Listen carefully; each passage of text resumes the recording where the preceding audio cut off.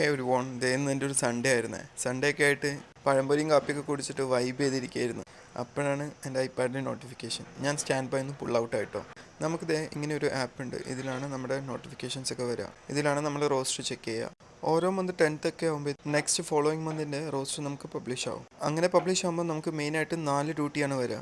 ഒന്ന് obviously flying day, മറ്റേത് day off, പിന്നെ stand by duty and also reserve duty ഉണ്ടാവും. ഫ്ലൈറ്റ് ഡ്യൂട്ടീസ് കൺഫേം ആയിരിക്കും and also stand by duties in case എന്തെങ്കിലും crew down ഉണ്ടെങ്കിൽ നമ്മൾ പുൾ ഔട്ട് ചെയ്യും. ഇതേപോലെ ഡേ ഓഫിൽ തന്നെ നമുക്ക് 2 ടൈപ്പ് ഓഫ് ഡേ ഓഫ് ഉണ്ട്. ഓരോ ഫ്ലൈറ്റ് കഴിഞ്ഞിട്ട് മാൻഡറ്ററി ആയിട്ട് നമുക്ക് തരേണ്ട ഡേ ഓഫ് ഉണ്ട്. ആ സമയത്ത് നമ്മൾ ഫ്ലൈറ്റ് റിക്വസ്റ്റ് ചെയ്താലോ അല്ലാന്നുണ്ടെങ്കിൽ ഒരു കമ്പനിക്ക് നമുക്ക് ഫ്ലൈറ്റ് തരാനോ ഉള്ള ലീഗലി ആയിട്ടുള്ള ഒരു പെർമിഷൻ ഇല്ല. ബാക്കിയുള്ള ഇടയിലുള്ള ഡേ ഓഫ്സ് നമുക്ക് വേണമെന്നുണ്ടെങ്കിൽ സ്വാപ്പ് ചെയ്യാനോ അല്ലാന്നുണ്ടെങ്കിൽ നമുക്ക് ഇടയിൽ ഫ്ലൈറ്റ് റിക്വസ്റ്റ് ചെയ്യാനുള്ള പെർമിഷൻ ഉണ്ട്, നമുക്ക് എലിജിബിൾ ആണെന്നുണ്ടെങ്കിൽ.